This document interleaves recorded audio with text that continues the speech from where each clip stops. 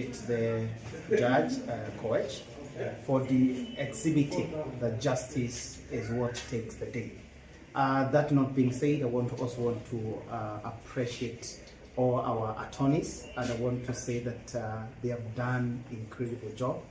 And I want to say that the pursuit of the law is such an amazing thing. And I want to even wonder myself, if I did not have them, what would have happened. The argument has been so well, and I want to say that I want to appreciate all of them, starting with Honorable Babu Owino as one of the lead counsel, Okach Duncan, Ms. Wanjira Maina, Nondin Kagai, Halba Mango, Pius Oyo, and Mr. Muge, and John Maina. So I want to appreciate these attorneys, and I want to say there's nothing much, and I don't know what we can pay them with, other than to say that that is the solidarity we want, the patriotism that we want, people that stand by the justice, people that advance, they want to see the justice at the end of the day. So we want to say that as fighting brutality and impunity, FBI,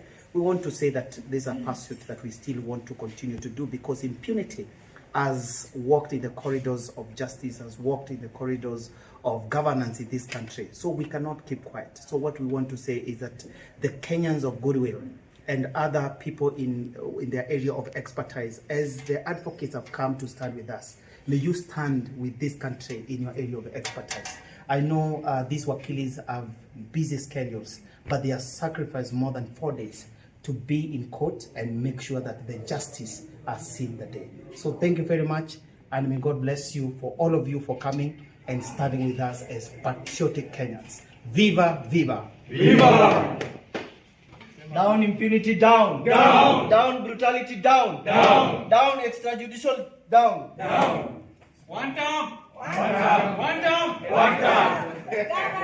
Gavana Nairobi! Gavana ni Babu! Gavana ni nani? Babu! Gavana ni nani? Babu! Matipo saende one term. So, wacha mkitoka tuongee. Sawa sawa. That's okay. Right.